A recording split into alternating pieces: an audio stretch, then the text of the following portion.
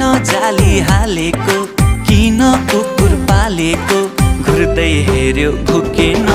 नजिक जाँदा झन्डै टोकेन, घुर्दै